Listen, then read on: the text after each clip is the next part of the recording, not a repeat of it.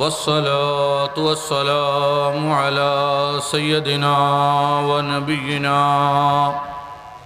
व शफीइना व मौलाना मुहम्मद बिन अब्दिल्लाह नूरिम मिन नूरिल्लाहि जद्दिल हसनी वल हुसैन व अला आलिहि व अस्हाबिहि अजमाइन।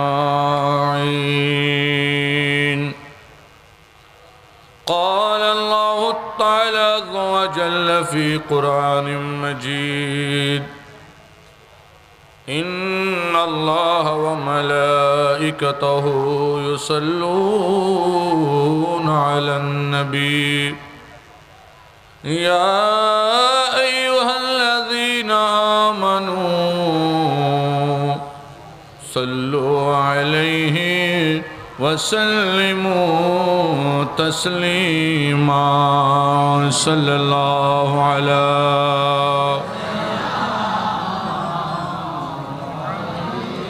वसहबिहि वसल्लम सल्लल्लाहु अला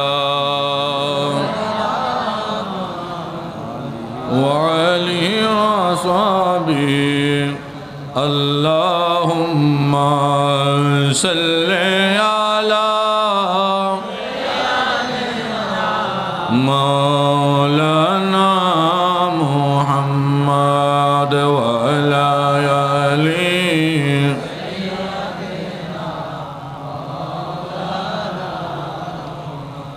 या रसूल अल्लाह हबीबे खालिक़े तातुई बरगुज़ीदा ज़ुल जलाले पाक बे हम तातुई अल्लाहुम्मा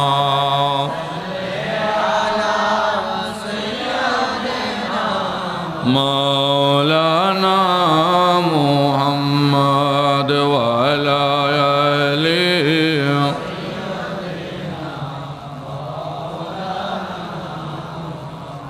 अज़ शराबे गौसे आज़म गुलशन गुलज़ार मस्त अब मस्त बाद मस्त आग मस्त खाके मस्त अल्लाहुम्मा सल्ले अला मौलाना मुहम्मद व अला आलिहि सय्यिदिना।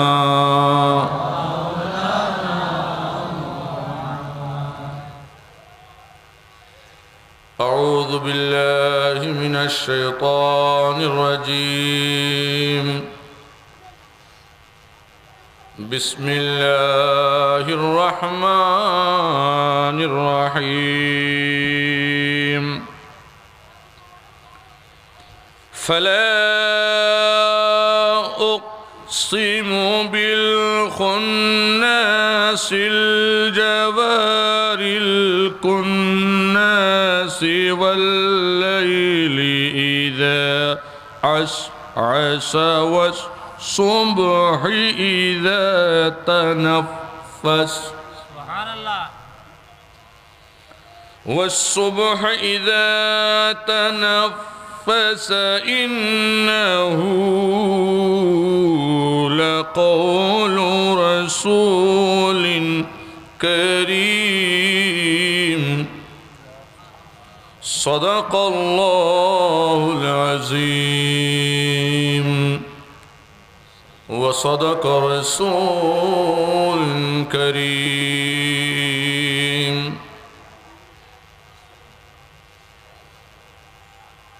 अल्हम्दुलिल्लाह अल्लाह ताला रब्बुल आलमीन दरबार लाख कोटि शुक्रिया।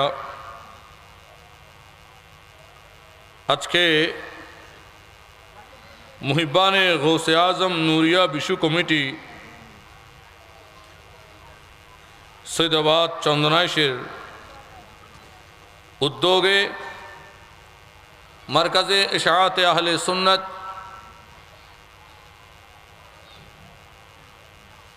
বাংলাদেশ চন্দনাইশ উপজেলা শাখার ব্যবস্থাপনায় সহযোগিতায় আয়োজিত আজিমুশান ফাতিহা ইয়াজদাহুম উপলক্ষে সুন্নি কনফারেন্স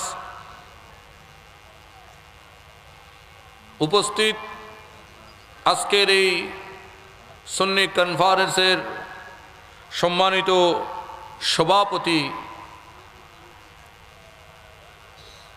আমার পীর মুর্শিদ বাবাজান কিবলার বন্ধুবর অধ্যক্ষ আলহাজ আব্দুস সবুর চৌধুরী সাহেব দামাত বরকাতুল আলিয়া, উপস্থিত আছেন আমার পাশেই অসংখ্য আলেমদের উস্তাদ, আহলে সুন্নাত ওয়াল জামাত দক্ষিণ অঞ্চলের অহংকার, বাংলাদেশ ইসলামী ফ্রন্ট এর সম্মানিত সভাপতি, চন্দনাইশের সম্মানিত সভাপতি, বীর মুক্তিযোদ্ধা অধ্যক্ষ মাওলানা শাহ খলিলুর রহমান নিজামী সাহেব দামাত বরকাতুল আলিয়া, উপস্থিত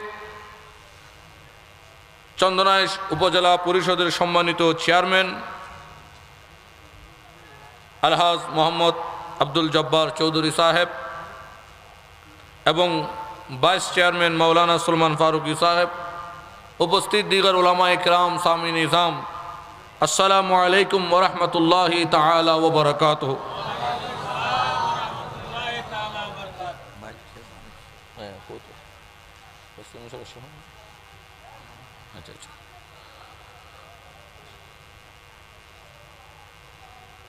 আমি পবিত্র কালামুল্লাহ শরীফের একটা আয়াত তেলাওয়াত করেছি। এই আয়াত তেলাওয়াতের উদ্দেশ্য হলো,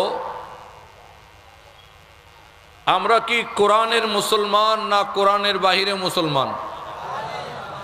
আমরা কোরআনের বাহিরের মুসলমান, যদিও দাবি করি কোরআনের মুসলমান।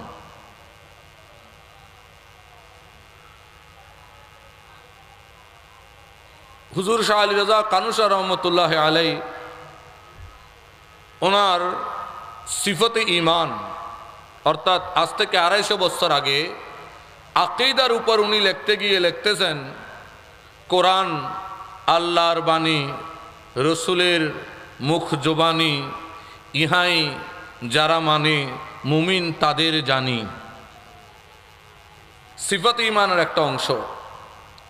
এই লাইনটা আমার খুব আকর্ষণ হয়েছে এটার উপর, যে উনি বলতে চাচ্ছেন কোরআন আল্লাহর বাণী, রসুলের কথা।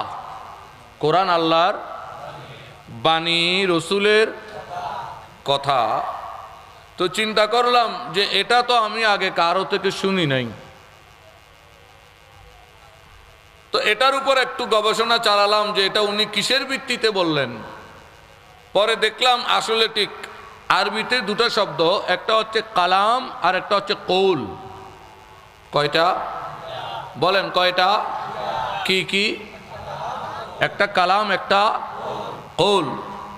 কালাম হওয়ার জন্য সেখানে কণ্ঠনালী, জিহ্বা, ঠোঁট এগুলোর দরকার হয় না, কিন্তু কৌল হওয়ার জন্য এগুলোর দরকার হয়। কি বলেছি আমি? কৌল। কৌল মানে বুঝুন তো, কথা। কথা কথা বলার জন্য কি লাগে? কণ্ঠনালী লাগে। কথা বলার জন্য ঠোঁট লাগে, কথা বলার জন্য জিহ্বা লাগে, কথা বলার জন্য আলা জিহ্বা লাগে। শুধু আবার এগুলো সব ঠিক থাকলে হবে না, পুরো বাক্য যন্ত্রটা যেখানে যতটুক থাকা দরকার অতটুক থাকতে হবে। আলা জিহ্বা ছোট থাকলেও আবার চলবে না, আবার বড় থাকলেও কথা বাঁচবে। প্রত্যেকটা তার নিজের জায়গায় যেভাবে থাকা দরকার সেভাবে থাকতে হয়, তাহলে বের হবে কৌল। আর কালাম অত বাণী। বাণীর জন্য বাক্যযন্ত্রের প্রয়োজন হয় না, এটাকে বলা হয় বাক্যযন্ত্র। বাণীর জন্য এটার প্রয়োজন হয় না, কারণ বাণী কলম দিয়েও দেওয়া যায়। বাণী কি দিয়ে? আল্লাহ তো নিজেই বলেছেন, নুন ওয়াল কলম আল্লাহর বাণী হচ্ছে কি দ্বারা? কলম দ্বারা, জিবরাইল দ্বারা। কিন্তু এই কোরআনটা কার বাক্যযন্ত্রে বের হয়েছে? তারা ন বুঝার আল্লাহ বা যার কথা বুঝতে লাগতো না, বুঝিল উত্তর দিও। কোরআন কার বাক্যযন্ত্রে বের হয়েছে? রসুলের। তাইলে কোরআন কার কথা? কোরআন কথা কার? বাণী কার? অনেক বাইরা বলে হয়তো কোরআন আল্লাহর কথা, এ না জেনে বলতেছে। কোরআন আল্লাহর কথা না। কোরআন যদি আল্লাহর কথা হয় তো এটা কি আপনি শুনছেন? তো আপনি কিভাবে বললেন কোরআন আল্লাহর কথা? কোরআন তো আল্লাহর বাণী, কালামুল্লাহ। এটা কি? কালামুল্লাহ, আল্লাহর বাণী। কিন্তু এটা কৌলুন নবী। এটা কি? কৌলুন নবী।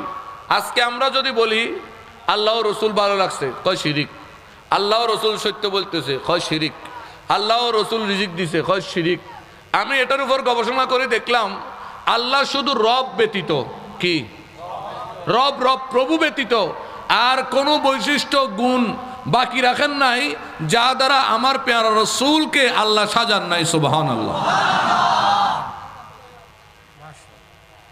আজকে আমার ভাইয়েরা কোরআন শরীফ পড়ে, টানে টুনি পড়ে, তো পড়ে কি হয়? সাদাকাল্লাহুল আযীম, শেষ।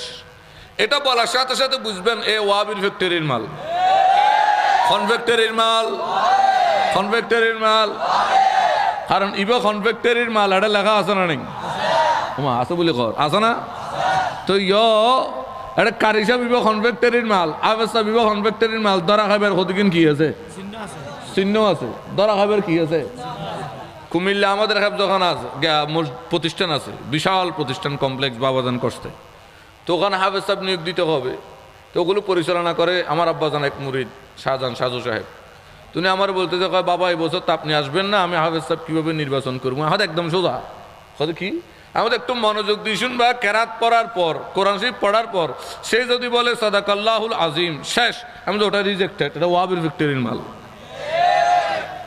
আর যদি সাথে এটাও বলে ওয়া সাদাকা রাসূলুহুল কারীম, বুঝবা এটা ইমানদারের মাল। কারণ আজকে বলতেছ, এরা বলতেছে কয় ওয়া সাদাকা রাসূলুহুল কারীম বলা কোরআনে কোথাও নাই। তা আমি বলি সাদাকাল্লাহুল আযীম এটাও কোরআনে নাই, দেখাও আমাকে কোথায় আছে। কোরআনে এটাও নাই, এটাও নাই। কোরআনে কি আছে? সাদাকাল্লাহু ওয়া রাসূল। আল্লাহ বলতেছেন আমিও আমার নবীর দূরত্ব নয়, আমিও আমার নবীর জন্য সাদাকা একটা শব্দ ব্যবহার হবে, দুটাও নয়। কারণ আল্লাহ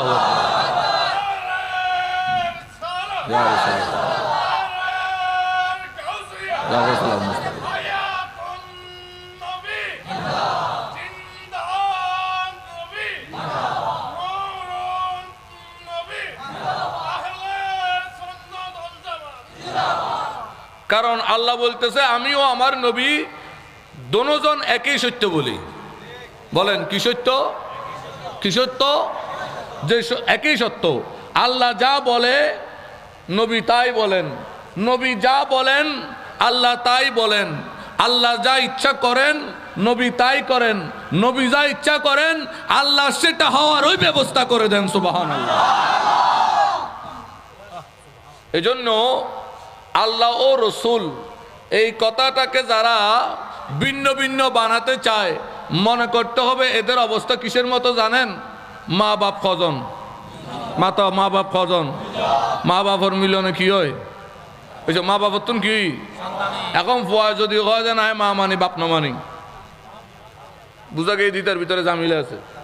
এটা 7টার লেভেলে হতাইন খদ হ্যাঁ মা না মানে কি মানি বাপ মানি, তার মানে তা বাপের ভাম টাম দিয়ে জায়গা খোয়াশাগান লইতো সাথে, ঠিক না? আর যদি কয় যে না আয় বাপ না মানি মা মানি দি, তো বুঝে যাবো যে মা ফানলার ওর বাড়ি বড় বাড়ির তুমি জায়গা পাইব, ফানলার তো চোখাটা গিয়ে দিয়া, ঠিক কিনা? তো কেউ যদি বলে আমি আল্লাহ মানি নবী মানি না, বুঝে নিতে হবে সে আল্লাহ আল্লাহ শব্দটা লৌকিকতা মানুষকে দেখিয়ে মূলত ইমানদারদের ইমান নষ্ট করতে চায়। আগের যুগের মধ্যে শিকার করতে ওদের হরবলা শিকারী হইতো, খন্ডলে হইতে নি বনত যাইয়ে রে আইসি টেঙ্গা কথা হইতে বুঝি পেললেই বনত যাই তারা ফাঁকি জীবে শিকার করিবে ডাক শিখতো আগে।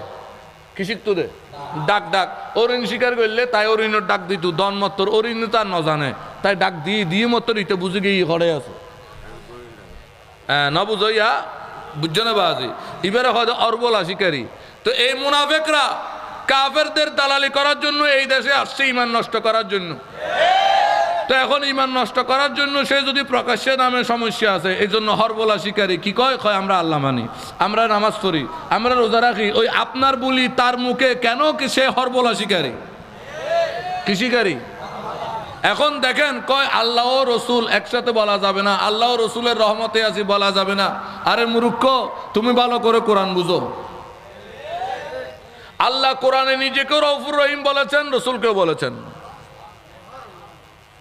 আল্লাহ সাদাকা শব্দ নিজের জন্য নিয়েছেন রসুলের জন্য নিয়েছেন পুরা কোরআন যদি তুমি ভালো করে গবেষণা করো শুধু রব একটা শব্দ ছাড়া বাকি সকল গুণে আমার নবীকে আল্লাহ গুণান্বিত করেছেন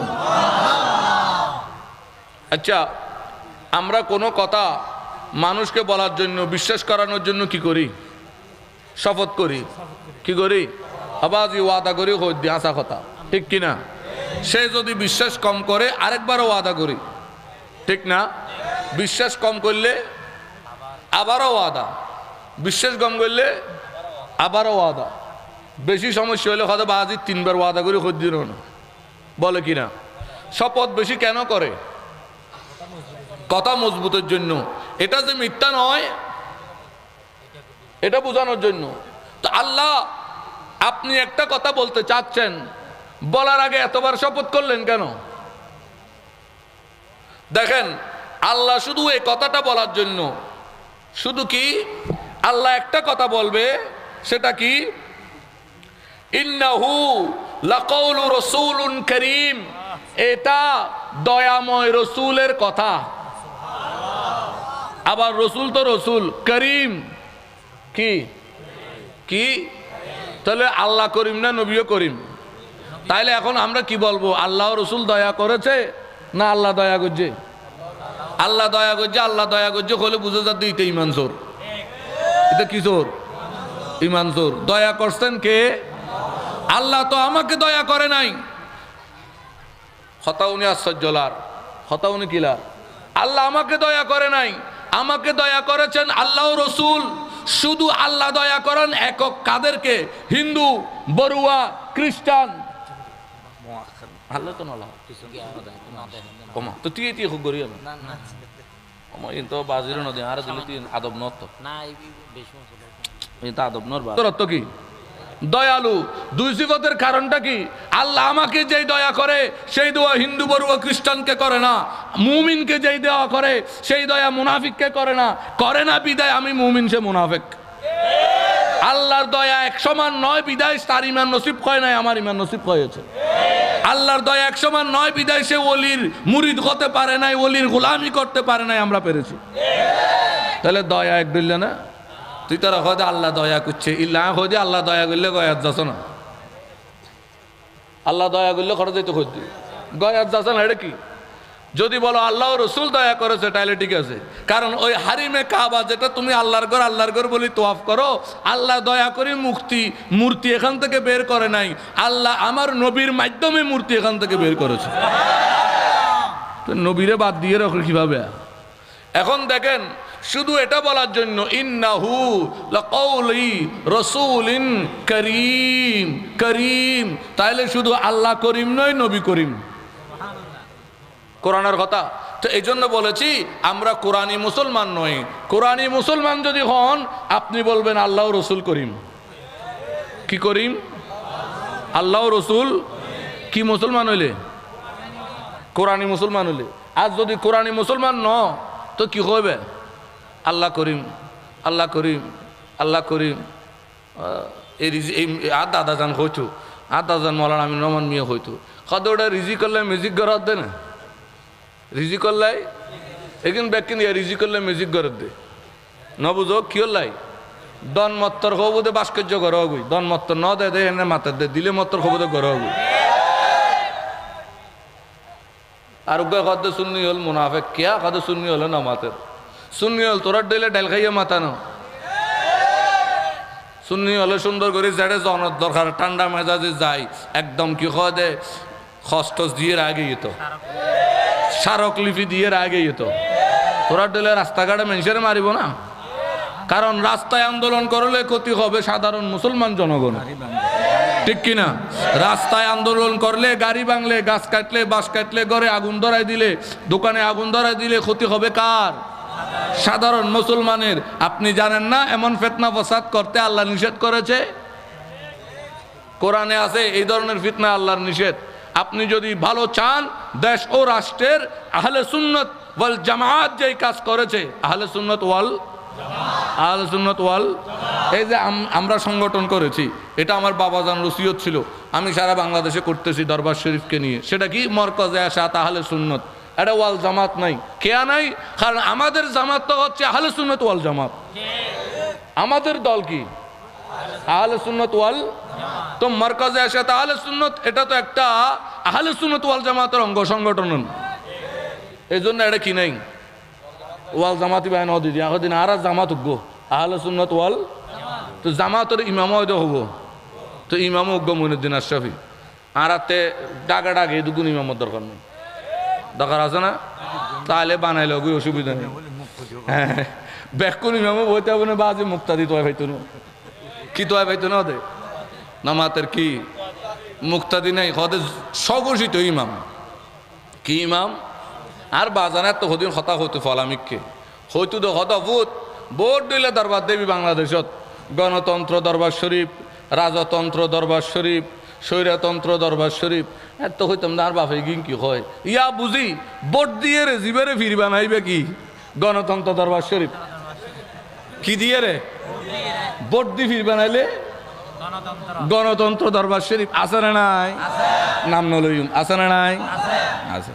সদিনে হিসাব জন্মত্তর ব্যাগ কোনো বুট বানায় আর করে বানাই বোট মারি গেলে এবার নাম কি দিদি এনে আয় দিদিনে বাজানো হয়তো দলীয় হলো জবান গণতন্ত্র দরবার শরীফ, রাজতন্ত্র দরবার শরীফ। রাজতন্ত্র মানে বাপ ফিরাছিল ফির কিন্তু মলইন এবার কি রাজার অবস্থা কি? বাপ রাজা আছিল কি মাতো বাপের পরে কি যোগ্যতা তাইলেও রাজা, যোগ্যতা ন তাইলেও রাজা। কেয়া সেটা মাতার কেয়া রাজতন্ত্র দেই কি দেই রাজতন্ত্র দেই ইল্লে বাপ পিরাছিল ভোয়াত্তার যোগ্যতা তাইলেও ফির ন তাইলেও ফির বুঝন লাভুদি ইবে কি দরবার শরীফ? রাজতন্ত্র দরবার শরীফ। আসসালামু আলাইকুম। ও গত বুদ্ধ না নারে তাকবীর নারে রিসালাত নারে গাউসিয়া আহলে সুন্নাত ওয়াল জামাত মারকাজে ইশাআত আহলে সুন্নাত বাংলাদেশ।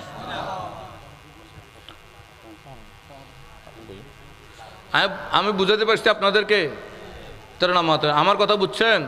এগুলো কি দরবার? গণতন্ত্র দরবার, রাজতন্ত্র দরবার।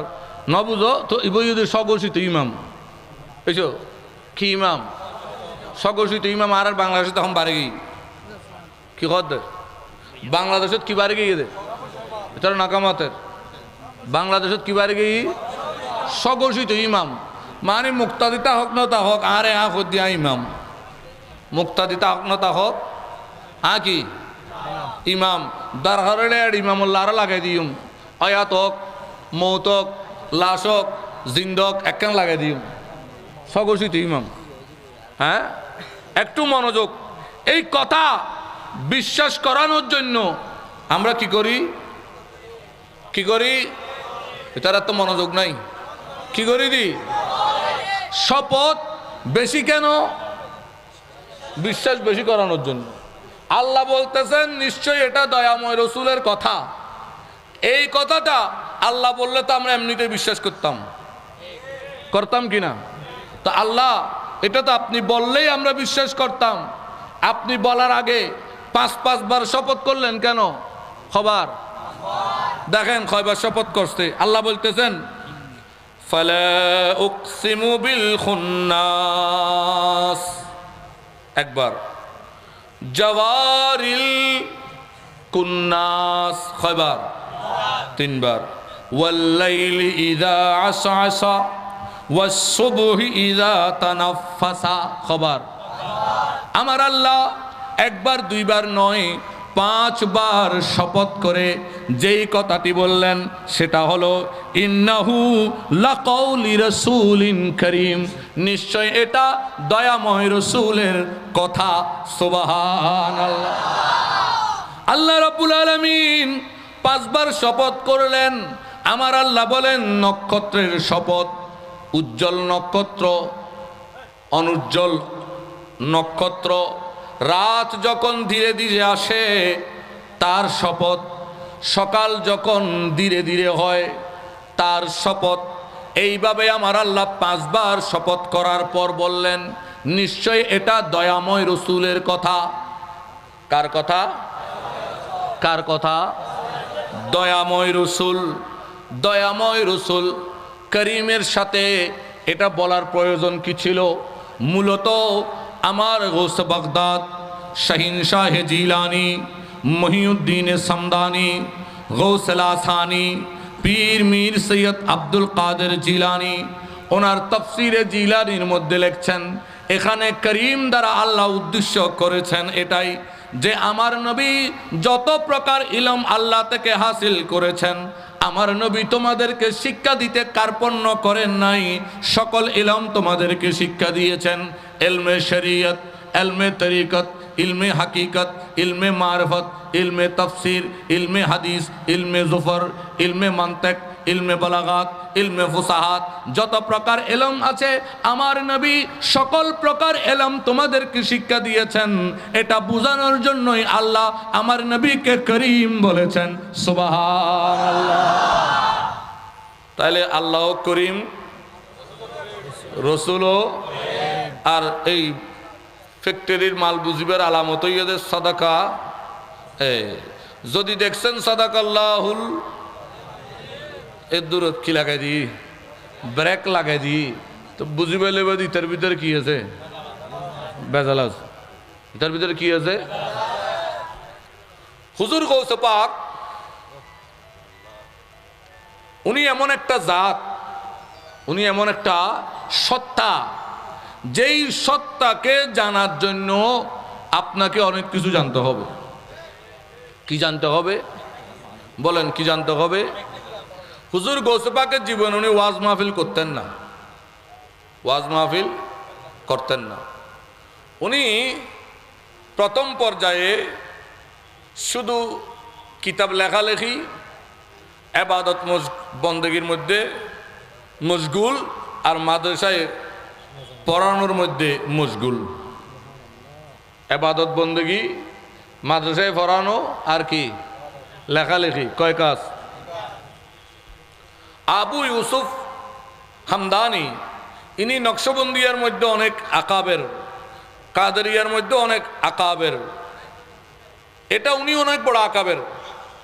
এই যে আমরা আজকে বলতেছি কাদেরিয়া, চিস্তিয়া, নকশবন্দিয়া, সরওয়ারদিয়া, কলন্দরিয়া, মাদারিয়া, এই নামগুলো হয়েছে 500 হিজরির পরে।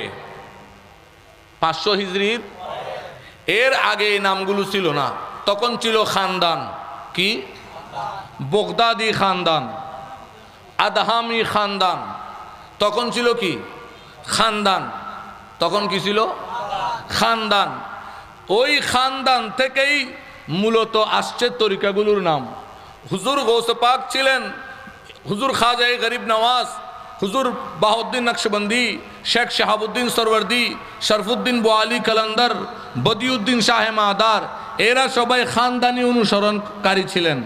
ওই খানদানকে ওনারা অনুসরণ করেছেন এবং নিজেরা এমনভাবে এগুলোকে বিশ্বব্যাপী মানুষের কল্যাণের জন্য, মানুষের আদর্শ বাস্তবায়নের জন্য, মানুষের চারিত্রিক বৈশিষ্ট্য সুন্দরের জন্য এগুলোকে ওনারা এমনভাবে প্রচার করে দিয়েছেন যে ওই খানদানগুলো এখন ওনাদের নামের দিকে নিসবত হয়ে গেছে। কাদেরি, চিস্তি, নকশবন্দি, সরওয়ার্দি, ওনাদের নামের দিকে কি হয়ে গেছে? নিসবত হয়ে গেছে। যেমন সারা বিশ্বের মধ্যে প্রথম থেকে আহলে সুন্নত ছিল, ছিল কি না? কিন্তু এই আহলে সুন্নতকে ডেভেলপ করে সারা বিশ্বে পৌঁছিয়ে দিয়েছেন, এই জন্য নামের দিকে নিসবত হয়ে গেছে মাতুরদি। আরো ডেভেলপ করেছেন মাওয়ারদি, আরো ডেভেলপ করেছেন আশআরি, অনুরূপভাবে ভারত উপমহাদেশের মধ্যে যখন ওয়াহাবিজমের ফিতনা ফাসাদ আসছে, ভারতের মধ্যে আহলে সুন্নতকে ডেভেলপ করে মানুষের হাতে সঠিকভাবে পৌঁছাইয়া দিয়েছেন।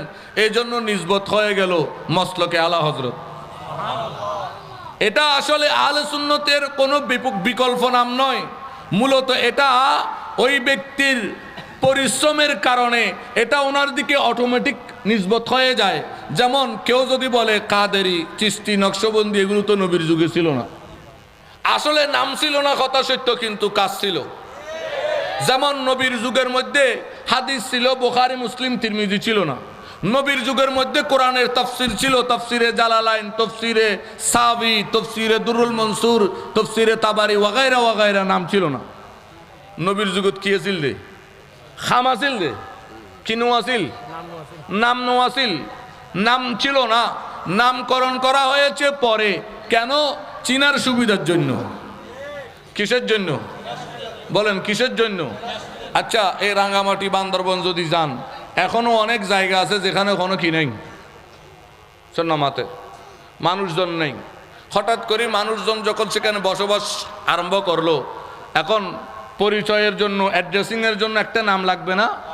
তো মানুষের নাম একটা নিজেরা তোয়াই দেওয়া হয় নতুন ভাড়া, কি ভাড়া? নোয়া ভাড়া। যেমন কালুরঘাট ব্রিজ তো সবাই চিনেন, যখন কর্ণফুলির উপরে আরেকটা ব্রিজ হলো, এখন নাম যদিও শাহ আমানত সেতু, কিন্তু ব্রিজটা নতুন নতুন হওয়ার কারণে চিনার জন্য নামকরণের দরকার আছে, নাম হয়ে গেছে নতুন ব্রিজ। পুরানো ইয়ের ইয়েন ফাল্টিয়ে ওই গাছর ব্রিজ ইয়েন যায় আরেকখান ওই, তারপরেও হদ কি ইয়েন পুরানো ইয়ের আরো হগান আইব হন্য পারি, তারপরেও হব কি ব্রিজ। কেন এই যে নামকরণ কেন হয়? চীনার পরিচিতির জন্য। কিসের জন্য? চীনার পরিচিতির জন্য। তো অনুরূপ এই আমার গৌসে পাক এমনভাবে খেদমত করেছেন, চীনার পরিচিতির জন্য, ওনার খিদমতের কারণে ওনার দিকে নিসবত হয়ে নাম হয়ে গেছে কাদেরি। কি নাম হয়ে গেছে? কি নাম হয়ে গেছে? কিছু কিছু বিষয় আমার অনেক ওলামায়ে হযরতদের সাথে আমার মিলে না, না মিলাটা স্বাভাবিক। কারণ আল্লাহ সবার চেহারা একরকম বানায় নাই, সবার দৃষ্টিভঙ্গি এক নয়, সবার খাওয়ার রুচি এক নয়, সবার চিন্তা ভাবনা এক নয়, সবার চালচলন এক নয়। তো সব কিছুই তো এক নয়, শুধু আকৃতিটা এক।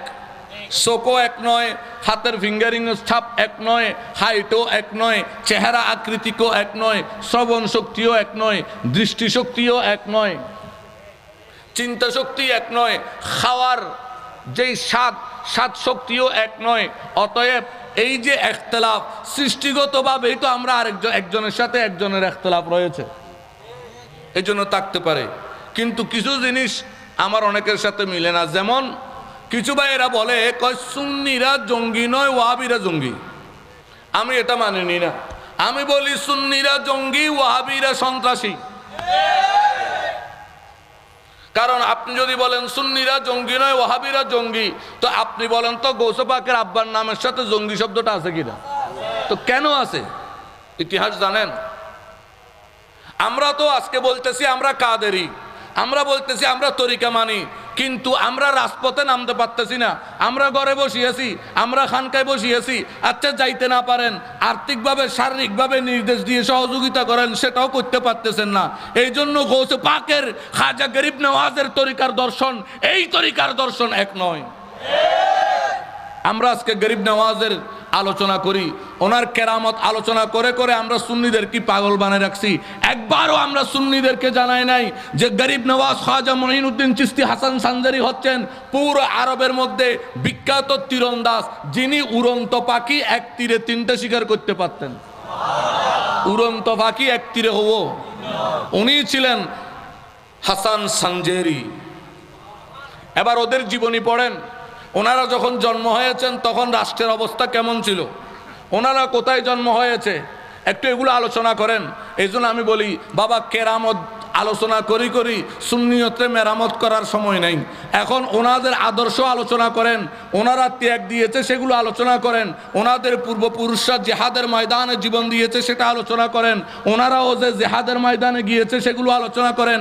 গরিব নওয়াজ জন্ম হয়েছেন যখন মঙ্গোলীয়রা হামলা করেছে, তখন গরিব নওয়াজ মঙ্গোলীয়দের অত্যাচার থেকে বাঁচার জন্য মুসলমানদের জন্য কি করেছে, ওই সময় মুসলমানের অবস্থা কি ছিল, মুসলমানরা সারা বিশ্বে নির্যাতিত ছিল তাতারি মঙ্গোলীদের হামলার সময়। ওই সময় গরিব নওয়াজ নিজেই যে তীর হাতে নিয়ে যুদ্ধে গিয়েছিলেন, ওগুলো আলোচনা করেন। এখন সেগুলো আলোচনা করার সময় আসছে, এখন কেরামত আলোচনা করার সময় শেষ হয়েছে। হুজুর গৌসে পাকের আব্বার নাম জঙ্গি কেন? ওই মুহূর্তের মধ্যে এমাদউদ্দিন জঙ্গি, সুলতান নুরউদ্দিন জঙ্গির সাথে ওনার কি সম্পর্ক ছিল? আর এই এমাদউদ্দিন জঙ্গি, নুরউদ্দিন জঙ্গির নাম জঙ্গি কেন হলো? ক্রুসেডাররা আরবের উপরে কিভাবে গণহত্যা করেছিল, কিভাবে মুসলমানদেরকে মেরেছিল, কিভাবে মুসলমানদেরকে মেরে তাদের মেয়ে এবং যুবকদেরকে বন্দি করে ইউরোপের মধ্যে দাস হিসাবে বিক্রি করত, আজকে সেগুলো মুসলমানদের সামনে তুলে ধরেন।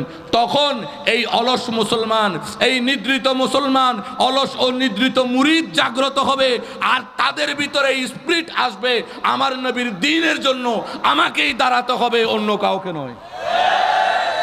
এটা তখন তাদের ভিতরে আসবে।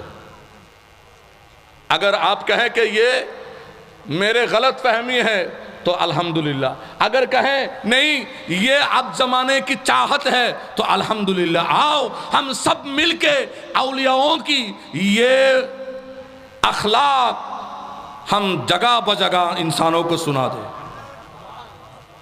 আমার গৌস পাকের কি অবদান ছিল জানেন? আল বেদায়া ওয়ান নিহায়ার মধ্যে 10ম খণ্ডের মধ্যে 14 নম্বর খণ্ডের মধ্যে গৌস পাকের জীবনী ধরা হয়েছে। একটু দেখেন, হুজুর গৌস পাকের জন্ম হয়েছে জিলান নগরীতে। কোন নগরী? এটা ইরানের বর্ডার। এটা বোঝানোর জন্য একটু আমি পিছন থেকে কিছু কথা বলে আসি। কিছু কথা কোত্থেকে?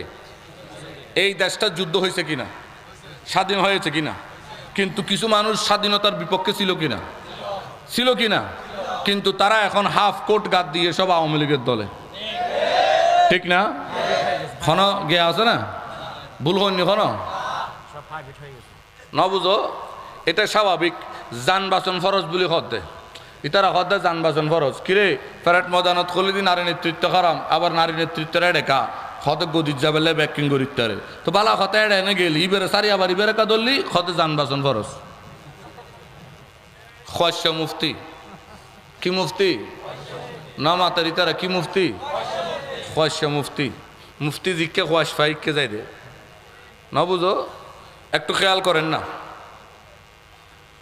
এই যেমন রং পাল্টানোর জন্য তারা এখন ঢুকছে না, এই সরকারকে, এই দলকে তারাই যদি পথে না নামায় আফিরগিরি ছাড়ে দিন। কারণ ইতিহাস এটাই বলতেছে। আপনি ইতিহাস গবেষণা করেন, কি গবেষণা করেন?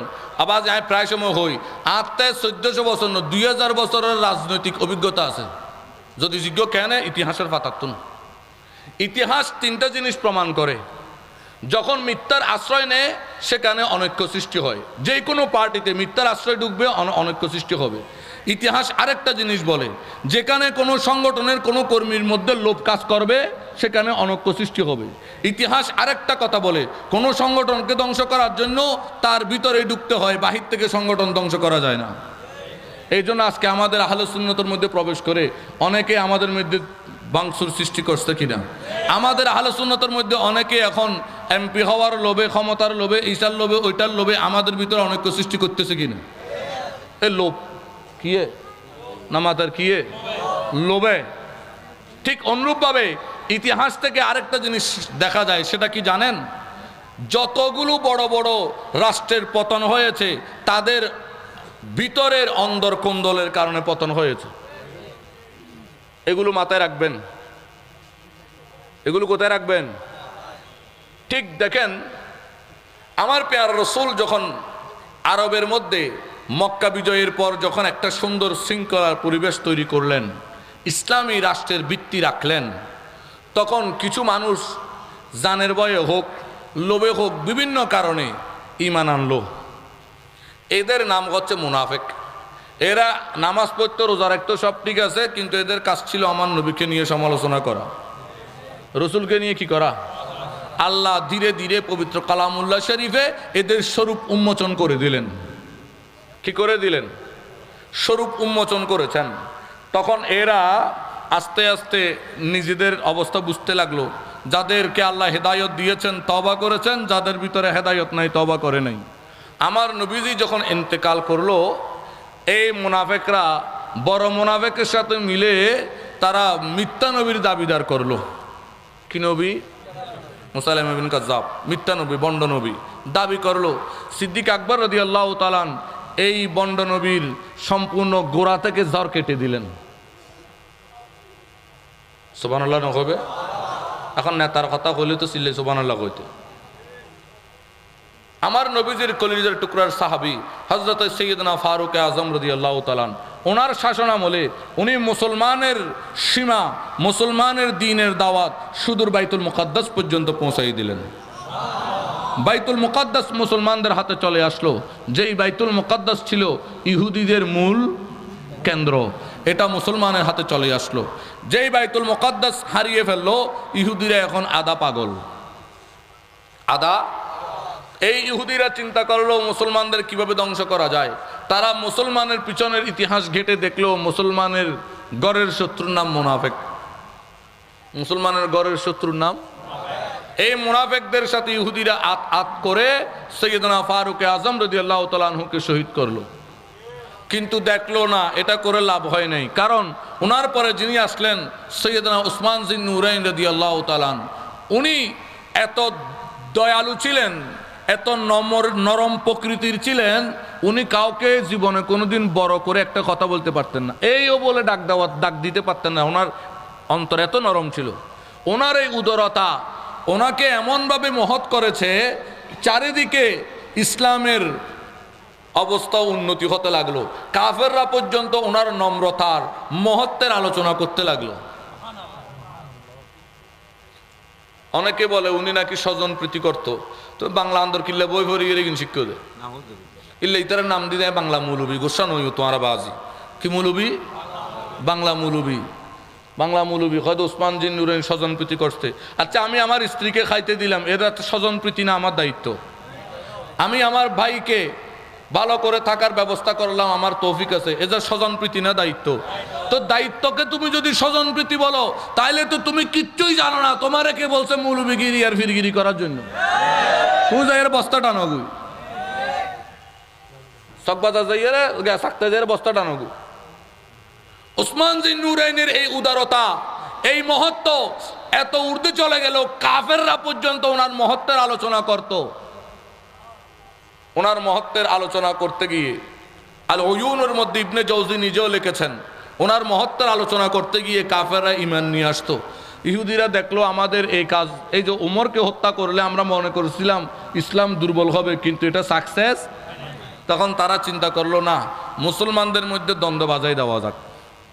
তো কিভাবে বাজানো যাবে?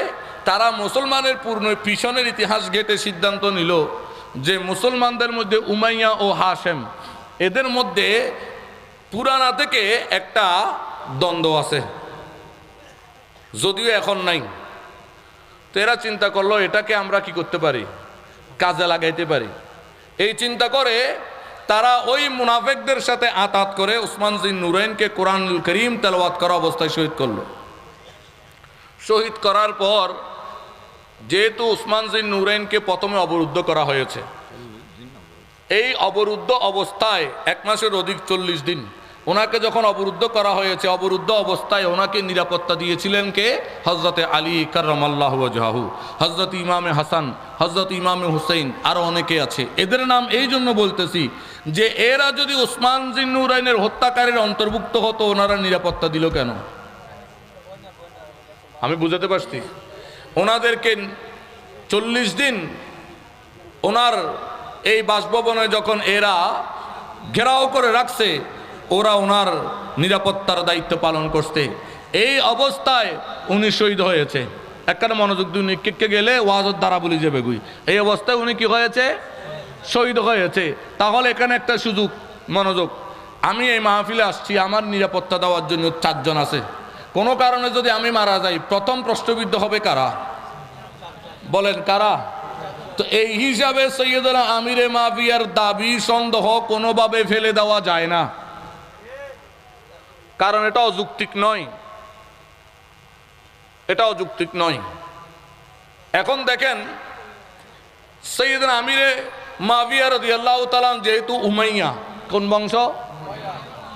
ওয়া তোমারা কথা কল উড়ি যাবে। সৈয়দনা আমিরে মাবিয়া কোন বংশ? উমাইয়া। উসমান জিন নুরাইন উমাইয়া, হযরতে আলী হাশেম। এখন দেখেন সৈয়দনা আমিরে মাবিয়া রাদিয়াল্লাহু তাআলা আনহু দাবি করলেন ভাই আলীর কাছে, ভাই আগে ওসমান হত্যার বিচার, আমি ওসমান হত্যার বিচার চাই। কি চাই? আচ্ছা তোমার গ্রামর, তোমার বাড়ির, তোমার আত্মীয় মারা গেলে, দূরাত্মীয় মারা গেলে তুমি বিচার দাবি করবার অধিকার রাখো কিনা? রাখেন কিনা? তাহলে সৈয়দনা আমিরে মাবিয়ার দাবি সত্য, দাবি সঠিক। হযরত আলী বললেন আল ফিতনাতু আশাদ্দু মিনাল কতল, হত্যার চেয়েও ফিতনা জঘন্য, এই হত্যার বিচার হবে, কিন্তু ফিতনাগুলো যেখান থেকে সৃষ্টি হচ্ছে আগে এগুলো দমন করতে হবে। তাহলে হযরতে আলীর ইজতিহাদও সত্য, হযরতে মাওলা আলী কাররামাল্লাহু ওয়াজহুর ইজতিহাদও সত্য, সৈয়দনা আমিরে মাবিয়া রাদিয়াল্লাহু তাআলা আনহার যেই দাবি সেটাও সত্য। দোনোটা কি? এই জন্য এই দাবিকে কেন্দ্র করে জঙ্গে জামাল, জঙ্গে সিফিন সহ এখানে যারা শহীদ হয়েছে সবাই সওয়াবের ভাগীদার, কেউ 1 নেকি আর কেউ 10 নেকি। কারণ উসুল বলছে ইজতিহাদ যদি ভুল হয় তারপরেও 1 নেকি, ইজতিহাদ সঠিক হলে 10 নেকি, অতএব সবাই সওয়াবের ভাগীদার, কারো গুনাহ হবে না। কিন্তু এটা আর আসিতে বাগ করে বেললাই সোরহাড়ায় বাগিচা বাগ করে দে কিয়ে ধরেন আমাদের কিয়ে সোরহাড়ায় বাগিচা বাগ করতে এসছে এতদিন বাদ। এখন মনোযোগ দি ভাইয়েরা, এটাকে কেন্দ্র করে যখন আস্তে আস্তে ফ্যাসাদ দূরত্ব যেতে লাগলো, ইহুদিরা চিন্তা করেছে এটা একটা বিশাল সুযোগ। এই জন্য ইহুদিদের মাতৃভাষা আরবি, ইহুদিদের ইয়েন কি বাংলাদেশ ন, এটা ইন্দুর ভাষা কি? ওয়া মাতানা ইন্দুর ভাষা কি? মুসলমানের ভাষা কি? খ্রিস্টানের ভাষা কি? এটা ইহুদির ভাষা কি? বড়ুয়ার ভাষা কি? তো আরবের মধ্যে মুসলমানের ভাষা কি? আরবের হিন্দুর ভাষা কি? আরবের খ্রিস্টানের ভাষা কি? আরবের ইহুদির ভাষা কি? আরবত্তন ইহুদুকে জুব্বা গাত দিয়ে মাথাত ফরিবান দিয়ে বিমানবন্দর নামি আর বদ্দা খাতে মাশাল্লাহ কত শেখসা বুগা আগেই যাতে আইয়ের সুন্দর করে টানেক আরবি ফরিয়ে টানুকা মেজি কোরআন শরীফ খন ফারাত তুমি কজ্জি কইতে পারি আর কাকু হলে খুশি দিই কত মারা মারবে তো কোরআন শরীফ এন ফরা ফরে হদিব খন ফারা হদিব 31 ফারা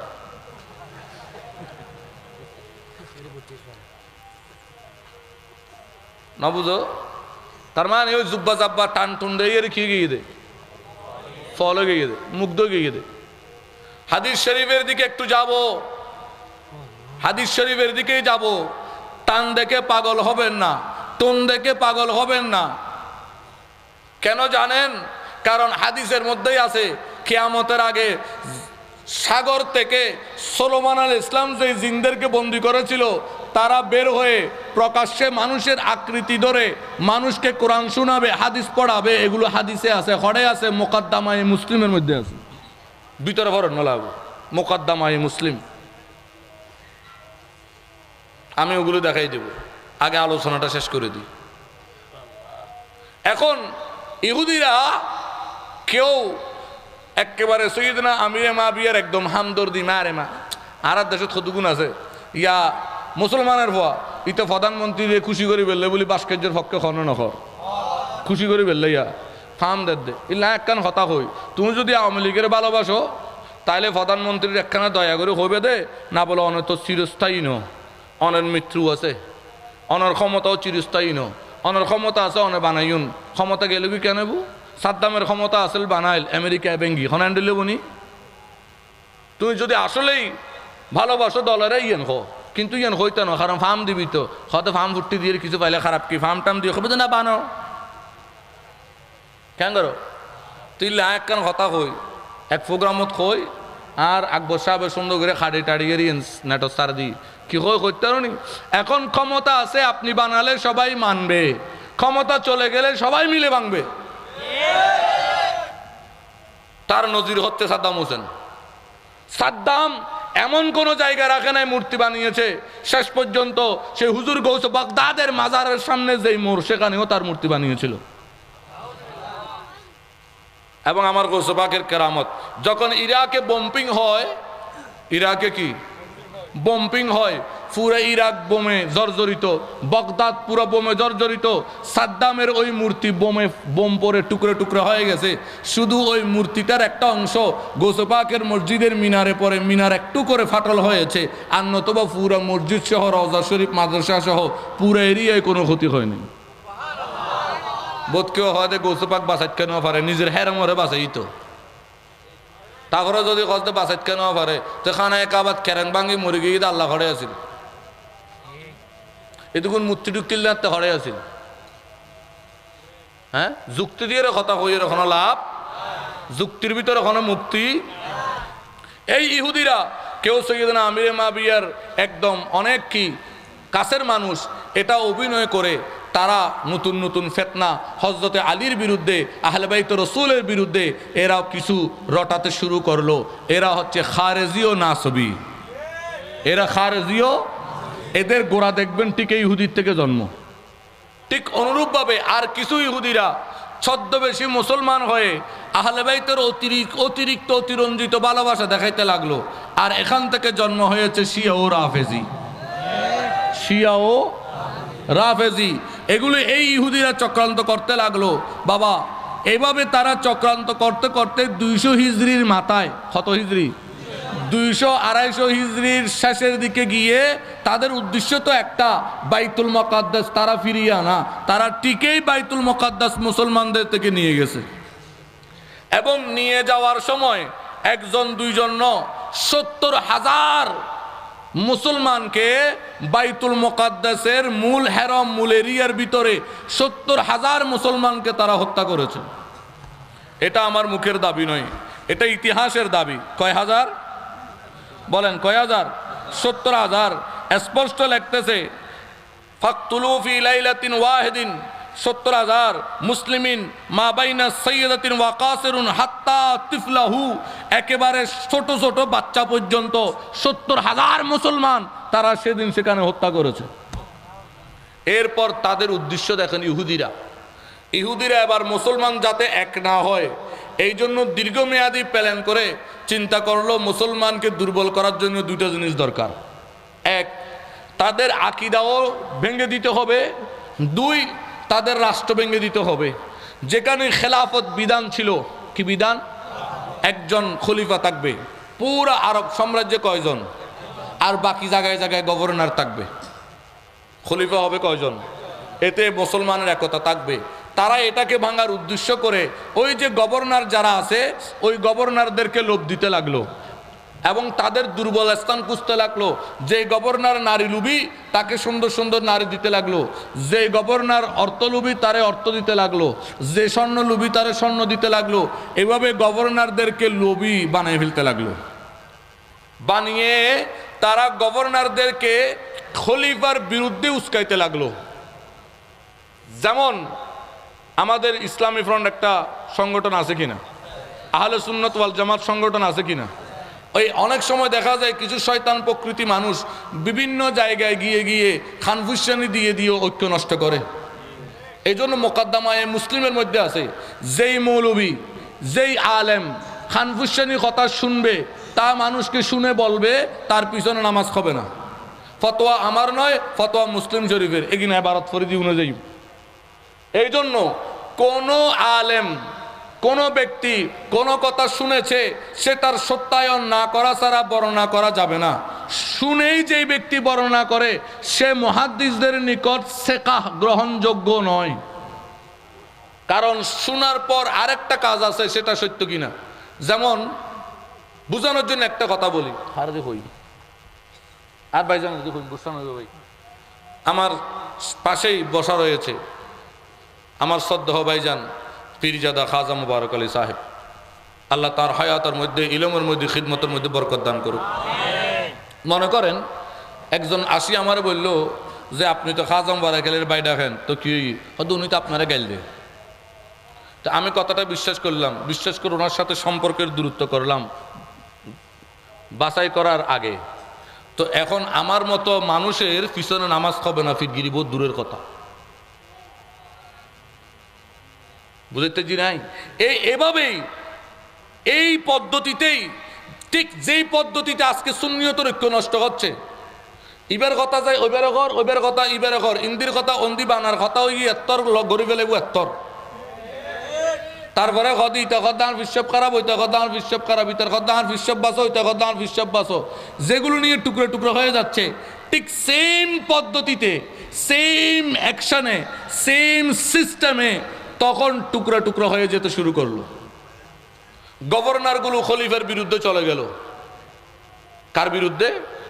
খলিফার বিরুদ্ধে চলে গেল।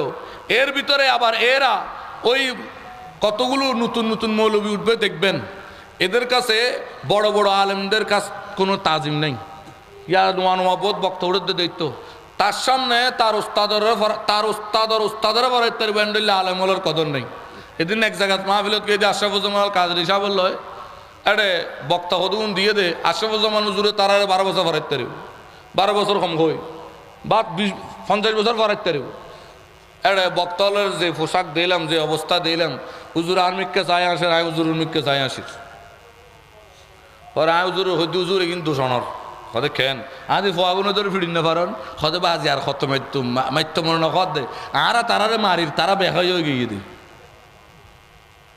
যেই ছাত্র উস্তাদকে কদর করবে না, বুঝে নিতে হবে তার এলম তো তাকেই হেদায়ত দেয় নাই, জাতিকে কখন দিবে? তার এলম তাকে হেদায়ত দেয় নাই, জাতিকে কখন দিবে? হ্যাঁ, বুঝতে জিনি তোমার। আর এইগুলো তখন বেড়ে যেতে লাগলো। আলেমরা নিত্য নতুন কথা বর্ণনা করাকে বাহাদুরি মনে করে, হয় যে না ইবে নোয়া নোয়া হতা হয়, অনরাও তো এন্ডলে ইবে নোয়া নোয়া হতা হয়, এবারে দর দে, এবার সুন্দর সুন্দর টানে টুনি নোয়া নোয়া কিচ্ছা হয়, এবারে দর দে। এই তখনও সেই কাজ এগুলো আরম্ভ হয়ে গেল। তখন এক আলেম আরেক আলেমকে সম্মান করার মন মানসিকতা হারিয়ে ফেলেছে, এক পীর আরেক পীরের সাথে সুন্দর সম্পর্ক বজায় রাখার মন মানসিকতা হারিয়ে ফেলেছে, একজন আরেকজনকে বুঝার, কাছে যাওয়ার, মনের ভাবটা বুঝার, উনি কোন অ্যাঙ্গেলে বলছে, আমি কোন অ্যাঙ্গেলে শুনছি, এগুলো সব তারা হারিয়ে ফেলেছে। এমন পরিস্থিতির মধ্যে ইহুদিরা ওই তাদের মকসদটা হাসিল করেছে, সেটার বাহিরে গিয়ে মুসলমান রাষ্ট্রগুলোতে আঘাত করতে শুরু করলো। কার্ডোবা তাদের হাতে চলে গেল, কার্ডোবা তাদের হাতে চলে গেল। কুস্তুনতুনিয়া তো আগে গেছে, এরপর স্পেন তারা নিয়ে নিল, ইরাক তারা নিয়ে নিল। এইভাবে এক একটা মুসলমানের টুকরা আস্তে আস্তে তারা নিয়ে যেতে লাগলো। নিতে নিতে নিতে নিতে সব শেষ, আর কিছু নাই। মুসলমানদের মধ্যে বিশৃঙ্খলা চলে আসছে। ঠিক তখন এরা কিভাবে কাজ করতো দেখেন। এক, তারা মুসলমানদের মধ্যে মৌলবী দিয়ে মুসলমানদের আকীদা টুকরা টুকরা করে দিছে। এক এক মৌলবী এক এক রকম কথা, কেউ কারোটা বুঝার শোনার মন মানসিকতা নাই। গভর্নর যার যার তালে সে কেউটা কেউ শোনার মন মানসিকতা নাই। এমন সময় তারা কি করতো জানেন? ওই যে বর্ডার জায়গা, যেগুলো কি জায়গা, বর্ডার জায়গা, এখানে তারা হামলা করত। হামলা করলে সেখানে যুবক বয়স্কদের, যুবক বৃদ্ধা এদের হত্যা করত। কাদের? বয়স্ক যারা, তাদেরকে কি করত? হত্যা করত। বয়স্কদের হত্যা করে যুবক যুবতীদেরকে বন্দি করে ইউরোপ কান্ট্রিতে নিয়ে, যুক্তরাষ্ট্রে নিয়ে দাসী হিসেবে বিক্রি করত। আপনি আমেরিকা, ইংল্যান্ডের ইতিহাস পড়েন, দেখবেন সেখানে ইসলামের তাবলীগের জন্য কোনো ওলিকে যাইতে হয় নাই। যাদেরকে দাস হিসাবে তারা সেখানে বিক্রি করত, ওই দাসীরাই সেখানে দায়ী হয়ে গেছে। কারা? দাসীরা সেখানে কি হয়েছে? দায়ী। বুঝেন? ধর্ম প্রচারক এরা নিয়ে বিক্রি করছে দাসী, তারা সেখানে করেছে দায়ী, দ্বীনের কাজ করেছে। সুবহানাল্লাহ। কি বলে আল্লাহ যা করে কি করে, ভালো লাগে করে, আল্লাহ যা করে। এখন দেখেন তারা ওই বর্ডার জায়গায় হামলা করত, আর সেটাকে কেন্দ্র করে করত তারা মানুষ হত্যা করত, এদেরকে নিয়ে বিক্রি করত, সম্পদ লুণ্ঠন করত, কিন্তু মাঝখান দিয়ে ঝগড়াবাজ যেত দুই রাষ্ট্র। এই গভর্নর বলতো তুমি আমার লোক মারছো, এ বলতো তুমি আমার লোক মারছো, মুসলমান মারামারি করত। যেমন উদাহরণস্বরূপ ইহুদি খ্রিস্টানদের জঙ্গি দলগুলো, ইহুদি খ্রিস্টানদের সন্ত্রাসী দলগুলো কাশ্মীরের মধ্যে হামলা করলো, বোম একটা ফুটাই দিল। করছে কারা? ইহুদি খ্রিস্টান সন্ত্রাসী দল। কিন্তু যুদ্ধ করবে কারা? ইন্ডিয়া পাকিস্তান। হ্যাঁ, কিন্তু ইন্ডিয়াই আর গবেষণা করবে না আসলে পাকিস্তান করছে কিনা। পাকিস্তানের হতে দিন সাহেবের সময় নেই। আর এটা তো এমন গরম হওয়ার কথা, কারণ ধর্ম দুও। ঠিক অনুরূপ বর্ডারগুলোতে তারা হামলা করত। এই জন্য গৌসে পাকের জন্ম হয়েছে জিলান, যেটা ইরাক ইরানের বর্ডার। গরিব নওয়াজের জন্ম সানজার, ইরাক ইরানের বর্ডার। এই দুইজনের বক্তব্য যদি আপনি পড়েন ইতিহাসের কিতাবে, আশ্চর্য হয়ে যাবেন। এই দুইজন আলোচনা করতেছে আমাদের সীমা স্থানগুলোতে, বর্ডার স্থানগুলোতে মানুষ থাকতো না, এগুলোকে দেখলে মনে হবে এগুলো হাজার বৎসরের কোনো পরিত্যক্ত শহর। কি শহর? পরিত্যক্ত শহর। এখানে এভাবে হামলা হতো, এভাবে দিনরাত মুসলমানকে হত্যা করতো কারা? ওই খ্রিস্টানরা। করতো কারা? ইহুদি খ্রিস্টানরা। এই ইহুদি খ্রিস্টানরা আরেকটা কাজ করত, মানুষ দূর দূরান্ত থেকে তখন হজে যাইতো পায়ে হেঁটে। কি করে? পায়ে হেঁটে হজে যাওয়ার সময় ওই মানুষগুলোকে তারা হামলা করে হাজিদেরকে হত্যা করে তাদের সামানা লুণ্ঠন করত। সেখানেও বাজি যাইতো যার এলাকায় হত্যা হয়েছে ওই গভর্নর। বুঝতে পারছি আমি? এখন দেখেন, ঠিক ওই মুহূর্তে সিরিয়া শাম প্রদেশের একজন গভর্নর, ওনার নাম হচ্ছে এমাদউদ্দিন। নাম কি?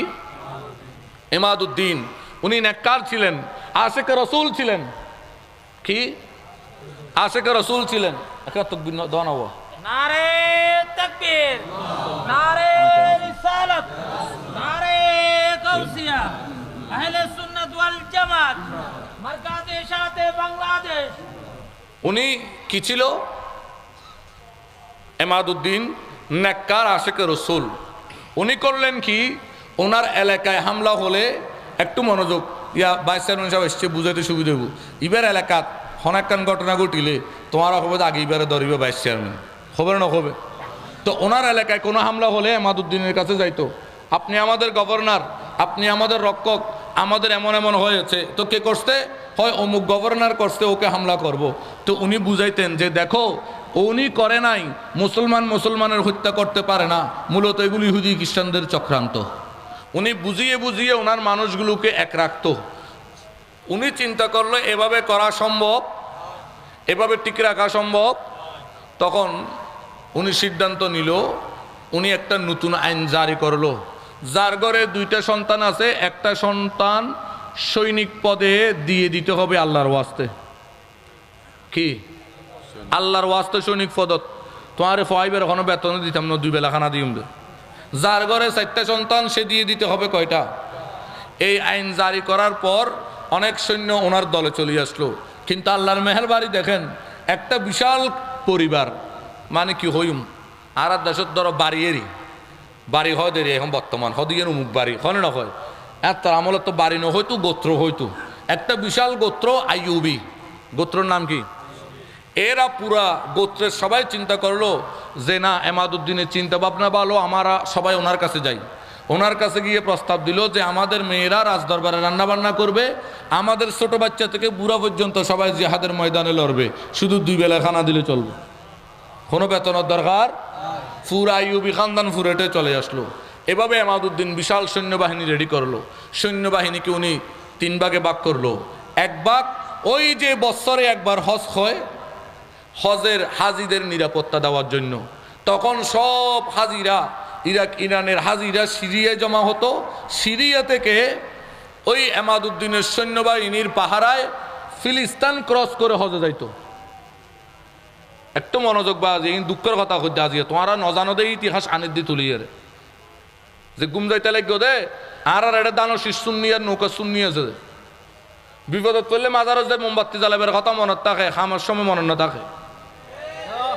ইয়ে কেন বুঝে পেলে চাই দিয়ে আজিয়ে তোমার। তখন গিয়ে ওই নিরাপত্তায় তারা হজ করত। কার নিরাপত্তা ছিল? এমাদউদ্দিনের সৈন্যের নিরাপত্তায় বেষ্টনীতে গিয়ে হজ করত। একটি সৈন্য এখানে দিত, আর কিছু সৈন্য ওনার রাষ্ট্রে বিশৃঙ্খলা যাতে এসে না করতে পারে, আর কিছু সৈন্য উনি আশেপাশে যেগুলো দুর্বল গভর্নর আছে ওদের সহযোগিতায় উনি সৈন্য পাঠাইতো। মনোযোগ দিবেন, এভাবে উনি কাজ করতে লাগলো এমাদউদ্দিন। পুরো আরবের মধ্যে কিছুদিন যাওয়ার পর ওনার এই কাজের প্রশংসা শুরু হয়ে গেল। এই যে আজকে এরদোগান কি, সে কি বাংলাদেশের কেউ? কিন্তু প্রত্যেকটা মুসলমানের হৃদয়ে তার একটা জায়গা হয়েছে কিনা, তার প্রতি সফট কর্নার হয়েছে কিনা? কেন হয়েছে? সে কি আপনাকে আমাকে এক বেলা খাওয়াইছে? সে শুধুমাত্র ইসলামের পক্ষে বলার জন্য দয়াল নবীকে ভালোবাসেন, দয়াল নবীকে তাজিম করেন, সম্মান করেন। মদিনাতুল মুনাওয়ারায় গিয়ে এয়ারপোর্ট থেকে নেমে খালি পায়ে আমার নবীর রওজা পর্যন্ত হেঁটে গেছে। শুধু এগুলোর কারণে আমাদের অন্তরে তার স্থান হয়ে গেছে, ঠিক না? আচ্ছা, সৌদি সরকার আমাদের জায়গা সম্পত্তি টানাটানি করছে, কোনো ক্ষতি করছে, তো তারা গালি দি না, তাকে ঘৃণা করি না কেন? ঠিক অনুরূপ এমাদউদ্দিনের কাজ সিরিয়ার মধ্যে এমন প্রশংসিত হয়ে গেল, অন্যান্য রাষ্ট্রের অন্যান্য গভর্নিং যে এলাকাগুলো ছিল ওখানকার বড় বড় মানুষরা পর্যন্ত ওনাকে ভালোবাসতে শুরু করলো। বড় বড় ধনীরা এমাদউদ্দিনের সাথে চিঠি বিনিময়ে যোগাযোগ শুরু করলো এবং পাঠাইতে লাগলো যে আপনার প্রয়োজন হলে আমাদের থেকে আর্থিক সহযোগিতা নেন। কি সহযোগিতা? এই হিসাবে হুজুর গৌসে পাকের আব্বা শেখ মুবারক হানকারি, উনি হুজুর গৌসে পাকের আব্বা এই এমাদউদ্দিনকে বড় বড় মোটা অঙ্কের টাকা দিয়ে সহযোগিতা করতেন। আবু সালে মুসা জঙ্গি, আবু সালে মুসা, এই আবু সালে মুসা জঙ্গি, আবু সালে মুসা উনার আবু সালে এটা ওনার কুনিয়ত, কারণ গৌসে পাকের বড় ভাইয়ের নাম ছিল সালে। গৌসে পাকের আব্বাকে বলা হয় আবু সালে, মূলত ওনার নাম ছিল মুসা। এই আবু সালে মুসা জঙ্গি মোটা অঙ্কের টাকা দিয়ে কোথায় সহযোগিতা করত? ওই এমাদউদ্দিনকে। কাকে? কাকে বলেন না, কাকে? কারণ এটা নৈতিক দায়িত্ব। ইয়ান কি দায়িত্ব? নৈতিক দায়িত্ব। যেমন সুন্নিয়তের বড় বড় কনফারেন্সে মতিন সাহেব খ, সমদ সাহেব খ বা আর ভাই যারা দায়িত্বে আছেন ডাক দিলে বিভিন্ন খানকার মশায়েখে কেরামরা সহযোগিতা করে কিনা? নগরলে বুঝিবে দিতের ভিতরে জামিলে আছে। কি আছে? জামিলে আছে। এটা ইহুদি খ্রিস্টানের দালালি চলে। হুজুর গৌসে পাকের আব্বা আর্থিকভাবে সহযোগিতা করত। এই জন্য ওই ইহুদিরা তখন এই দল যারা এমাদউদ্দিনের সাথে থাকে, এমাদউদ্দিনকে আর্থিকভাবে সহযোগিতা করে, এই কাজ যারা করত, ইহুদিরা তাদেরকে চিনার জন্য একটা নাম দিল। কি দিল?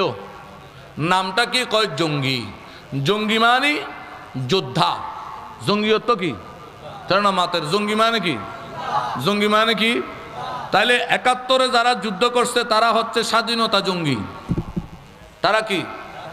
মূলত জঙ্গি শব্দের অর্থ যোদ্ধা। কেমন যোদ্ধা? প্রতিবাদী যোদ্ধা। প্রতিবাদী, এটাকে কি বলা হয়? জঙ্গি।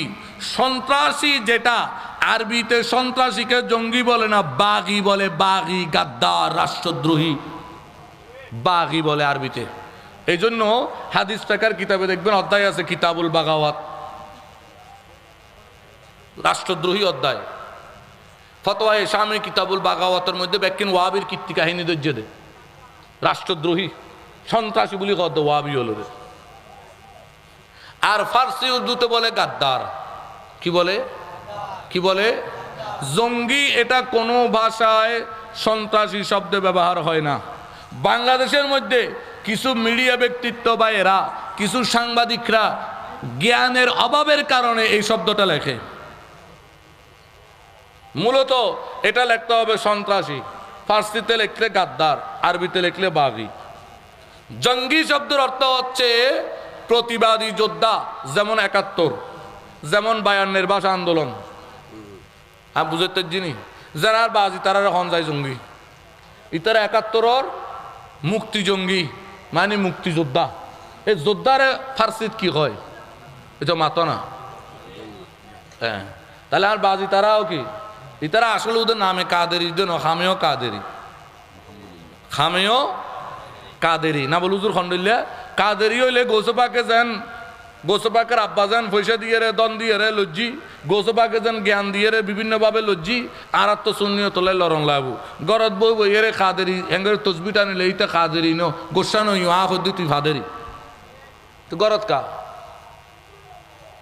মাঠে ময়দানত পাইলে ওইবে কি কাদেরি জানার বাজি তারা খন যায় কি খন যায় জঙ্গি এটারা মুক্তি জঙ্গি মানে মুক্তি যোদ্ধা মুক্তি যোদ্ধা জঙ্গি এইভাবে কাজ করতে লাগলো এমাদুদ্দিন ওনার একটা খাদেম ছিল এমাদুদ্দিনের কি ছিল খাদেম ওই খাদেমটা ছোটকালে দেখেন এমাদুদ্দিন পুরো আরবের মধ্যে মুসলমানদের পাশে দাঁড়িয়েছে ইহুদি খ্রিস্টানের মিশনের বিরুদ্ধে কাজ করতেছে কিন্তু দেখেন মুসলমানদের আদর্শ দেখেন ওই এমাদুদ্দিন রাস্তার মধ্যে একদিন একটা ইহুদির বাচ্চাকে কুড়ে পেয়েছিল কার বাচ্চা ইহুদির বাচ্চা সন্তানকে কি পেয়েছে তালাশ করে পেয়েছে তাকে লালন পালন করে বড় করেছে লালন পালন করে বড় করেছে ওই ব্যক্তিটাই তো বুঝত না নারে তাকবীর আল্লাহু আকবার নারে তাকবীর আল্লাহু আকবার নারে সালাত মুহাম্মদ ওয়া আলা আলি সাইয়্যিদিনা কদরে গুল বুলবুল বাদানদ या बदानद शापरी कदरे जौहर शाबदानद या बदानद जौहरी अल्लाहुम्मा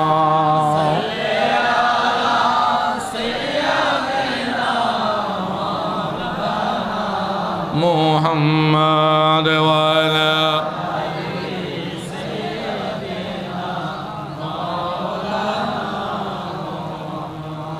আমি আলোচনা দীর্ঘায়িত করব না যেহেতু হুজুর আসছে রাত গভীর করব না আমরা ইনশাআল্লাহ তো যেটা বলেছিলাম হুজুর গৌস পাকের আব্বা এই সহযোগিতা এমাদুদ্দিনের সাথে রাখতেন বিদায় ওনার নামের সাথে কি লেখা হয় এটা রেডে নাই কি লেখা হয় বলেন কি লেখা হয় অতএব কওমিরা ওয়াহাবিরা জঙ্গি নয় অর্থাৎ তারা প্রতিবাদী যোদ্ধা নয় বরং সুন্নিরাই জঙ্গি তারা প্রতিবাদী যোদ্ধা কওমি ওয়াহাবিরা হচ্ছে গাদ্দার তারা হচ্ছে বাগী এরা রাষ্ট্রদ্রোহী এরা সন্ত্রাসী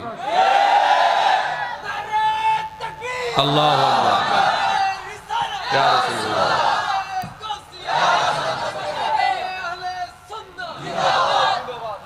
এই হুজুর গৌস পাকের আব্বার সাথে যোগাযোগ কার এমাদুদ্দিন এই এমাদুদ্দিন যে ইহুদির বাচ্চাকে লালন পালন করে বড় করেছিল মনত আছে না ইহুদির সন্তান এই ইহুদির সন্তান ওনার খেদমত করত ওই ইহুদি সন্তানটাকেই এই বাকি ইহুদিরা কৌশলে তার মাথায় ঢুকিয়ে দিল যে তুমি ইহুদি মজহাবের উপকারের জন্য এমাদুদ্দিনকে হত্যা করো নাউজুবিল্লাহ এমাদুদ্দিনকে যুদ্ধের ময়দানে শহীদ করে দিল ইন্না লিল্লাহি ওয়া ইন্না ইলাইহি রাজিউন এরপর আসলো কে এমাদুদ্দিনের ছেলে নুরউদ্দিন জঙ্গি কে এই নুরউদ্দিন জঙ্গি মাধ্যমে নুরউদ্দিন জঙ্গির মাধ্যমে ইসলামের আবার সুন্দর সোনালী সময় আসে নুরউদ্দিন জঙ্গির খেদমতকেই সামনের দিকে অগ্রসর করে সালাউদ্দিন আইয়ুবীর হাতে বাইতুল মুকাদ্দাস আবার মুসলমানের কাছে ফিরে আসে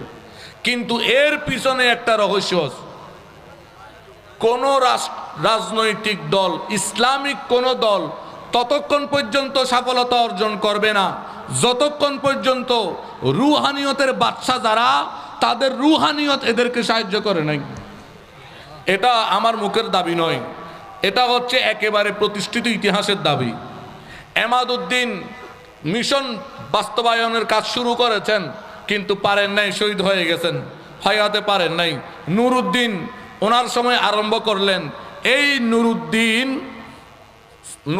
জঙ্গি ওনার সময়ে উনি হামলা করলেন কার্ডোবা একবার দুইবার তিনবার, লম্বা ঘটনা। পরে উনি স্বপ্নে দেখতেছেন একটা হ্যাংলা পাতলা মধ্যম হাইটের ব্যক্তি, ওনার শরীরের রং মরিচা রঙের, দাড়িগুলো একেবারে সিনা পর্যন্ত প্রশস্ত, ওনাকে একটা পাগড়ি পরিয়ে দিচ্ছেন। উনি এই স্বপ্ন আলোচনা করলেন। ওনার এই সৈন্য দলের একজন বলল, হুজুর আপনি যেই হুলিয়া বলেছেন মনে হয় এটা বগদাদের একজন ব্যক্তি, উনি হচ্ছেন মহিউদ্দিন আব্দুল কাদের। গৌসে পাক জন্ম হয়েছেন 470 হিজরি, পয়েন্ট 400। উনি নিজেই বলতেছে আমার জন্ম বর্ডার জায়গায়, যেখানে প্রতিদিন আমি হত্যা দেখতাম, রক্ত দেখতাম, কাটা মস্তক দেখতাম। এই অবস্থায় আমি সেখানে প্রাথমিক শিক্ষা শেষ করেছি।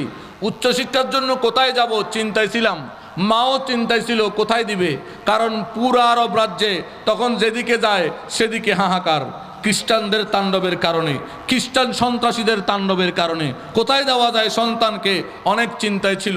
শেষ পর্যন্ত সিদ্ধান্ত নেওয়া হলো যে সন্তানকে দেওয়া হবে কোথায়, বাগদাদে। কারণ তখন বাগদাদের মধ্যে আল মনজুর বিল্লাহ, বাগদাদের আব্বাসী খলিফা, কি খলিফা? আব্বাসী খলিফা। এটা চিন্তা করে হুজুর গৌসে পাক নিজে ওনার 18 বছর বয়সে বাগদাদের উদ্দেশ্যে রওনা হলেন। কয় বছর বয়সে? কয় বছর? এটা আমার মুখের কথা নয়। ইমাম শাহাবুদ্দিন ইবনে হাজার আসকালানি গৌসে পাকের জীবনী আলোচনা করতে গিয়ে উনি নিজে লেখলেন যে হুজুর গৌসে পাক যখন বাগদাদে রওনা হলেন তখন ওনার 18 বছর বয়স। ইবনে সামানি আশারা সানাতিন, 18 বছর বয়স। এই বয়সে উনি বাগদাদের দিকে রওনা হলেন। কোন দিকে? বাগদাদের দিকে। এই বাগদাদের দিকে রওনা হলেন 18 বছর বয়সে। কয় বছর? কয় বছর? জন্ম কত হিজরি? 470। 18 বছর মানে 488, 488 হিজরি। দেখেন একটু মনোযোগ, পুরা আরবের মধ্যে খ্রিস্টান ইহুদিদের তাণ্ডব চলছে শুধু বাগদাদ ছাড়া। বাগদাদ হেফাজত কেন ছিল?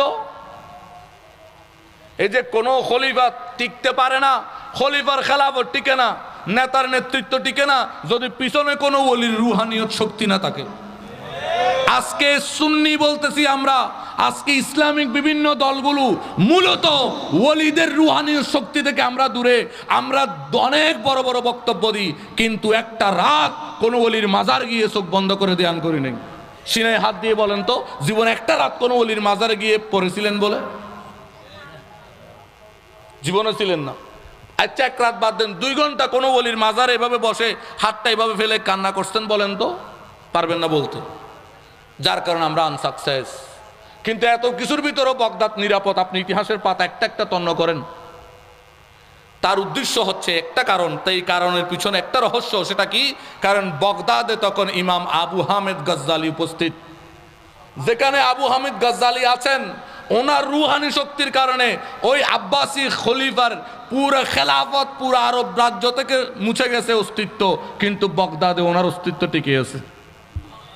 এর পিছনে কে? ইমাম।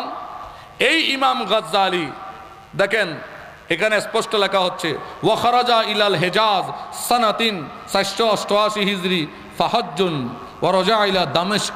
এই ইমাম গজ্জালি 488 হিজরিতে বাগদাদ থেকে বের হয়ে দামেস্কে চলে গেলেন। মনোযোগ দেন ভাইয়েরা আমার, বাগদাদ কেন তখন নিরাপদ ছিল? ইমাম গজ্জালি 488 হিজরিতে বাগদাদ থেকে বের হয়ে দামেস্কে গেছে, আর ওই 488 হিজরিতে বাগদাদের মধ্যে হুজুর গৌসে পাক কদম রেখেছে। একজন ওলি প্রস্থান করেছে বাগদাদ থেকে, আরেকজন ওলি প্রবেশ করেছে। এই জন্য বাগদাদের জমিন ওলি শূন্য হয় নাই। বাগদাদের জমিন, এই জন্য সেখানে সমস্যা নাই। চট্টগ্রামের জমিন ওলি শূন্য নয়, ইল্লা এড়ে দেলে মনে হয় এড়ে করোনা নাই, ঠিক কিনা? দেলে মনে হতে সিটামত কি নাই, করোনা নাই। খেয়া করোনায় সারা দুনিয়া উল্টে বেলার। বাংলাদেশের মধ্যে যে অবস্থা, বাংলাদেশের মানুষেরা দিলে মনে হতে এটা করোনা এর খদ্দা করে আইলাম। করোনা খদ্দা কি রং নাম্বারের ডায়াল করছি ইতারারে তো আসলে, কারণ এটা তো শাহজালালের বাংলাদেশ, এই চট্টগ্রাম এটা বারাউলিয়া 40 আবদারের বাংলাদেশ, এই দেশ শাহ মখদুমের দেশ, এই দেশ আল্লাহর ওলির বাংলাদেশ। এই দেশে যতদিন ওলি আল্লাহ আছে, আহলে সুন্নাত ও ইসলাম ততদিন থাকবেই থাকবে।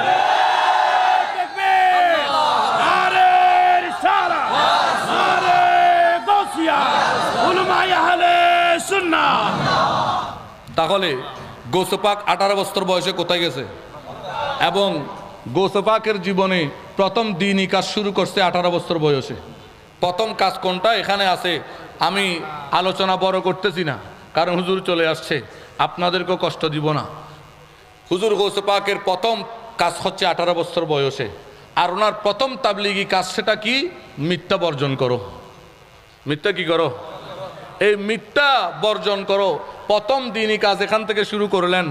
আর সব ডাকাতের সর্দার হুজুর গৌসে পাকের হাতে বায়াত গ্রহণ করেছেন। এখন কইবে দেখুন কিতাবত আছে, এটা দেশিয়ে না তাআলা হাদিসের জালায় বাসেন নজার। হ্যাঁ, তোমাদের ওস্তাদ, তোমরাও তো ওনারে মানো, শাহাবুদ্দিন ইবনুল হাজার আসকালানি, উনি লিখতেছেন ফাহুম আউয়ালু মিন তাবা আলা ইয়াদাই। এই 18 বছর বয়সে ওই ডাকাতের সর্দাররা গৌসে পাকের হাতে তওবা পড়েছেন। এটাই হচ্ছে গৌসে পাকের জীবনের প্রথম তওবা পড়ানো শুরু। আর দেশত বোধ কেউ হতে ফিরে পেলে বলি 40 বছর 35 বছর লাগে, কিন্তু ভুল কথা। ফিরে পেলে বলি এলমে শরীয়ত, এলমে মারফত যোগ্যতা লাগে। এবার এই যোগ্যতা 12 বছর আসলে 12 বছরে শুরু, 16 বছর আইলে 16 বছরে শুরু, 50 বছর আইলে 50 বছরে শুরু। গৌসে পাক এই যোগ্যতা জন্ম থেকে নিয়ে আসছেন, কিন্তু উনি এটা শুরু করেছেন কয় বছর বয়সে? 6 বছর বয়সে। 18 বছর বয়সত শুরু, 18 বছর বয়সত শুরু। প্রথম তওবা পড়িয়েছেন। আর প্রথম তাবলিগ হচ্ছে মিথ্যা বলা বর্জন করো। কারণ সব জামিলার মূলে কি কি? ওই যে কইলাম, আরে আইয়ের মিথ্যা কথা উগ্র হদ দে কত হুজুর আপনারা জেহাদ হিসাবে গেল দি, জেহাদ হিসাবে আনলো গুসা, জেহাদ হিসাবে যাই উগ্র হদ দে ওনার লগে এই মনুদ্দিন হুজুরের এনই তো আই বললে না মাতরি বা আনলো না মাতের দূরত্ব ইয়ে নয়। হয়েছে কিনা? এই যে এই জন্য 3টা জিনিস, কোন সংবাদ শুনে যাচাই করতে হবে। 2, মিথ্যা বর্জন করতে হবে। যতক্ষণ আমরা মিথ্যা বর্জন করি নাই, জীবন আনসাকসেস। গৌসে পাকের প্রথম সবক মিথ্যা বর্জন করো। 18 বছর বয়সে শিক্ষা দিয়ে মিথ্যা বর্জন করো। তো আমরা সেদিনে কাদেরই, যেদিন আমরা মিথ্যা বর্জন করব। কি বর্জন করব? আরে গৌসে পাকের হাতত বায়ত হইলে কাদেরই ন। আপনি যেই ফিরের বায়ত হবেন হন, অন্তরে গৌসে পাকের প্রেম আছে, আপনিও কাদেরই। কারণ কাদের মানে তো ক্ষমতাশীল। সুতরাং গৌসে পাকের বেলায়ত সমস্ত তরিকার উপরে আছে। অতএব আপনি যেখানে থাকেন না কেন, গৌসে পাকের বেলায়ত আপনার উপরে আছে, শেষ। আর দুয়া হাদিস উনাইম বলে হইলাম দে উনাই দিদি আর ভাইয়ের বয় রাখিয়ে রে ভাইজান, আবার দেখ আমার ভাই একটু এজাজত দিয়েছি। কি বলেছিলাম? মুসলিম শরীফের মুকাদ্দমার মধ্যে দেখেন, মুকাদ্দমায়ে মুসলিমের মধ্যে লেখা হচ্ছে লা ইয়াকুনু রাজুলু ইমামান ইউক্তাদা বিহি হাত্তা ইউমসিকা আম বাদি মা সামিআ। ওই ব্যক্তি ইমাম হওয়ার যোগ্যতা রাখে না যে কথা শুনেই সামনের দিকে বর্ণনা করে। কথা উনি কি করে? যাচাই বাছাই ছাড়া কি করে? খোয়ার ধরে খদায় উন্নি দি অমুকে তোমার এন্ডুল্লা কইয়ে দে। এই অভ্যাস যার কাছে থাকবে সে ইমাম হওয়ার যোগ্যতা রাখে না। কারণ ইমামের মূল কাজ হচ্ছে আমানতদার। কি দার? তো ওনার কাছে তো আমানতদারের বৈশিষ্ট্য নাই। উনি শূন্য কথা দুনিয়া বেড়ায়, শূন্য কথায়। এই জন্য এই আমাদের সবার এই জিনিসটা রাখতে হবে কি, আমরা যা শুনবো তা কি করব? যাচাই করব। আরেকটা বলবো বলেছিলাম, দেখেন হাদিস এই মুকাদ্দমায়ে মুসলিমের মধ্যে বলছেন ইন্না শাইতানা লা ইয়াতামাসসালু ফি সূরাতি রাজুলিন। শয়তান মানুষের আকৃতি ধারণ করবে কিয়ামতের আগে। শয়তান কার আকৃতি? মানুষের আকৃতি ধারণ করে। লিয়াতামাসসালু, মানুষের আকৃতি ধারণ করবে শয়তান। এরপর শয়তান মানুষের সামনে আসবে। ফায়াতি কওমা ফায়ুহাদ্দিসুহুম বিল হাদিসি মিনাল কাযিব। অতঃপর সে কিছু মিথ্যা কথা মানুষের মধ্যে বলে যাবে। কি কথা? মিথ্যা কথা বলে যাবে। ফায়াতি কওম ফায়াদ্দাসুহুম বিহাদিসিন মিনাল কাযিবি।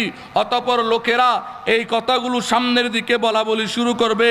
ফায়াতাফাররাকুনা ফায়াকুলু রাজুলুম মিনহুম সামি'তু রাজুলান উরিফু ওয়াজহাহু ওয়ালা আদরি মা ইসমাহু। অতঃপর মানুষ বলবে আমি এটা অমুক থেকে শুনছিলাম, ও এই ব্যক্তিটার চেহারা চিনি, নাম মনত নাই। যেন আয়ু উগা আরে হদ্দে আর ভাই জানো হলে গোসন হই বাজ আগে ভাগে হইরে উগা আর হদ্দে অনরে ভাইস চেয়ারম্যানে এন হই তাই ভাইস চেয়ারম্যান হইব তুমি বলে আর এন হই হদ্দে অনরে খন হই রে খন হই বাজি নাম মনন নাই চেহারা চিনি দি নাম কি চিনি দি এ বুঝন লাভ নাম মনন নাই চেহারা চিনো তালিতে শতান এটা কি এজন্য অন্য হতা বাজি বিশ্বাস নগজু এগিন গড়ি গড়ি আজ ইয়ারা ফিরলের মুরিদের ভিতরে পার্থক্য এই ফিরের মুরিদ ওই ফিরের না মানের এই ফিরে ওই ফিরের না মানের আমরা এক পীরের মুরিদ আরেক পীরকে এক দরবার আরেক দরবারকে অ্যাকসেপ্ট করছি না কেন কয় আমি শুনছি অমুক আপনারা এটা বলছে অমুক এটা বলছে এই শূন্য কথা কথা খান পর্যন্ত ঢুকছে হৃদয় পর্যন্ত ঢুকেছেন তো লাইফ মার্ডার এটাকে বাছাই করতে হবে এরপরের হাদিসের মধ্যে দেখেন ইমাম মুসলিম আরেকটা বর্ণনা করছেন ইন্না ফি বাহরিশ শায়াতিন মাসজুনাতুন আও সাকাহা সুলাইমান ইউশিকু আন তাখরুজা ফাতাকরা আলান নাসি কুরআনান হযরত সুলাইমান ইসলাম যেই জিনগুলোকে শয়তান জিনগুলোকে সাগরে বন্দী করেছিলেন বাহারে শায়াতিন সুফিয়ে ইকরামের ভাষায় বাহার মানে সাগর হচ্ছে চারটি বাহারে শায়াতিন বাহারে কুলজুম বাহারে নুরাইন বাহারে রুহানি সুফি ইকরামের ভাষায় সাগর চারটি একটা শয়তানের সাগর একটা ডুবন্ত সাগর একটা রুহানি সাগর আর একটা হচ্ছে উজ্জ্বলময় সাগর কয় প্রকার সাগর কয় প্রকার সাগর এই যে সুন্নি আলেমরা অনেক সময় এমন কতগুলো কথা বলে যায় যেটা সে নিজে আশ্চর্য যায় হদে এত সুন্দর করে ওয়াজ আমি কেন করলাম ওয়াজের পরে যদি রেকর্ড নাই পাইছেন অনার ওয়াজটা নন মাশাআল্লাহ এত সুন্দর ওয়াজ আয় গজ্জি দি বর্তমায় নয় এই আলমটা তখন কোত্থেকে আসে বাহারে নুরাইন নূরের যেই সমুদ্র সেখান থেকে আমার রসুলের সিনায়ে পাক হয়ে আসহাবের সিনায়ে পাক হয়ে মাওলা আলীর সিনায়ে পাক হয়ে গৌস বাগদাদের সিনায়ে পাক হয়ে জামানার যিনি কুতুব থাকবেন ওনার সিনা হয়ে আপনার মুর্শিদের সিনা হয়ে আপনার মুখ দিয়ে সারা রাত কথা বের হয় আপনি নিজেও জানেন না এই ওয়াজকে করতে এই সাগরের মধ্যে এক প্রকার সাগর হচ্ছে বাহারে শায়াতিন শয়তানের সাগর বলছে শয়তানের সাগর থেকে জিন উঠে আসবে শয়তান উঠে আসবে আর এরপর এরা বের হয়ে ফাতাকরা আলান নাসি মানুষের উপর তারা কেরাত মানুষের সামনে তারা পড়বে কোরআন কোরআন এই শয়তানগুলো আসি মানুষের সামনে কি পড়বে কোরআন পড়বে তাইলে বাবারা এই আখেরি ফিতনার জামানায় যেখানে শয়তান পড়ে কোরআন শয়তান পড়ে যার কাছে আমানতদার নাই শূন্য কথা দুনিয়া বেড়ায় সে করে ইমামতি এখানে আমাদের অবস্থা কি হবে এই জন্য ভাইয়ের আমার ইমানকে যদি ঠিক রাখতে হয় আমল যদি ঠিক রাখতে হয় আপনার সুন্নিয়তকে যদি আপনি রক্ষা করতে চান আপনি যদি চান আমি ওলি আল্লাহর খেদমত করে আমার রসুলকে মেনে সুন্নিয়ত মতে আমি তো চলে যাব আমার পরে আমার ছেলেরাও যেন সুন্নিয়তের উপরে থাকে তাহলে আপনাকে তিনটা কাজ করতে হবে বলে শেষ কয়টা আপনি কি চান আপনার ছেলেও সুন্নি হোক না এটা তোমারা সদের দানেশ্বর আর নুকক কিরে তো চাই আসতে এখন যদি কদি কেউ 1 ঘন্টা জায়গা নেবে না বেকুন তো দিয়ে যাবে আর ডবল তুলিবে মানে উজুর দুজন দিও আর আপনি কি চান আপনার ছেলেও সুন্নি হোক আপনি কি চান আপনার ছেলেও ওলি আল্লাহ মানুক আপনি কি চান আপনার ছেলেও আপনার নবীর প্রেমিক হোক তাইলে আপনাকে কাজ আছে দায়িত্ব আছে কয়টি এক সুন্নি রাষ্ট্রবিধান লাগবে সুন্নি রাষ্ট্রবিধান ছাড়া আপনি বেশি দিন টিকে থাকতে পারবেন না 2 নম্বর ঐক্য লাগবে ঐক্য লাগবে কিভাবে করবেন ওই যে শূন্য কথা পরিহার করেন সকল পীরকে সম্মান করেন সকল পীরকে আপনি ভালোবাসেন আমরা মারকাজের মধ্যে একদম গঠনতন্ত্রের উপরে একটা বক্তব্য আছে আমাদের মারকাজের গঠনতন্ত্রে কি আছে জানেন যার যার পীর তার জন্য অনেক বড় কিন্তু সকল পীর ওলামাদের সম্মান করো এই আদর্শে আপনি আসতে হবে সকল পীর ওলামাদের সম্মান করতে হবে সকল পীর ওলামাদের সম্মান করতে হবে এই দেশে কোনো ওলির খেদমত কম নয় এক একজন এক একভাবে এই জমিনের বিশাল জমিনে খেদমত করেছেন এটাকে আপনাকে মানতে হবে এই জন্য 2 নম্বর বলেছিলাম আপনি কে কি বলছে সব বাদ আপনি ঐক্যের জন্য মানুষকে ভালোবাসা দেন সুন্নিদেরকে ভালোবাসেন যেই পীরের মুরিদ হোক আপনার মনে রাখতে হবে আঙ্গুল যেটা হবে হোক কিন্তু হাত একটাই সুতরাং যেই পীরের বায়াত হবে হোক সে সুন্নি সকল সুন্নিকে বুকে ধারণ করেন 2 নম্বর কাজ এটা 3 নম্বর কাজ হচ্ছে আপনি রাজনৈতিকভাবে আপনার সমাজনীতিভাবে সমাজের মধ্যে রাজনৈতিক প্ল্যাটফর্মে পারিবারিকভাবে সুন্নিয়তের অঙ্গন তৈরি করেন। কয়টি দায়িত্ব? কয়টি? এই 3টি দায়িত্ব যদি সবাই পালন করতে পারি তাহলে আমাদের পরের প্রজন্ম, তার পরের প্রজন্ম সবাই সুন্নিয়তের বাগানে থাকবে। আমি বুঝাইতে পারছি? আল্লাহ রাব্বুল আলামিন আমাদেরকে খিদমতের আঞ্জাম দেওয়ার তৌফিক দান করুক। আমি ওলামায়ে কেরামের উপস্থিতিতে অনেক আলোচনা করেছি। আলোচনা করতে গিয়ে গলার সাউন্ড একটু বড় হয়েছে, যদিও এটা আমারও পছন্দ। সাউন্ড একটু বড় হয়েছে, এটা স্বাভাবিক, বড় হয়ে যায়। এই জন্য সবার থেকে ক্ষমা চেয়ে নিচ্ছি। বিশেষ করে আমার শ্রদ্ধেয় ভাই মুফতি আলাউদ্দিন জিহাদি, উনি আসছেন অনেক দূর থেকে, ওনাকে অনেকক্ষণ বসিয়ে রাখছি। ভাইস চেয়ারম্যানের তো প্রত্যেক দিন ফাইট এবারে বয়ার আইলে গোস্ত হইতো না, ও বোন এখনো মাথা নাই তারা। এবারে তোমারা মনত রাখবে না কি হল্লাই? নবীর বাগান হল্লাই, খার বাগান হল্লাই, বাস উদয়বে না। সুন্নিয়তের থেকে যিনি আসবে, যে কার কোন পীরের মুরিদ আমার দেখার দরকার নাই। আমার দেখার কাজ হবে একটি, সে আমার নবীর সুন্নিয়তের খেদমত করবে। আমার দেখার কাজ কয়টি? খগান আবাদি সাইম দেখান তার দিলের মধ্যে নবীর প্রেম আছে নি, খাম শেষ। যদি প্রেম থাকে, তোমার হৃদয়ে নবীর প্রেম, আমার হৃদয়ে নবীর প্রেম, আসো আমরাও প্রেম করি। কারণ আমরা নবীর প্রেমের জালে আবদ্ধ। আমরা কার প্রেমের জালে আবদ্ধ? তো ওনাদের উপস্থিতিতে অনেক আলোচনা করেছি।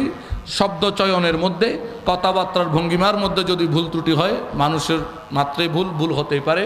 ক্ষমা সুন্দর দৃষ্টিতে দেখবেন। আপনাদের সকলের উপস্থিতির জন্য শুকরিয়া জ্ঞাপন করছি।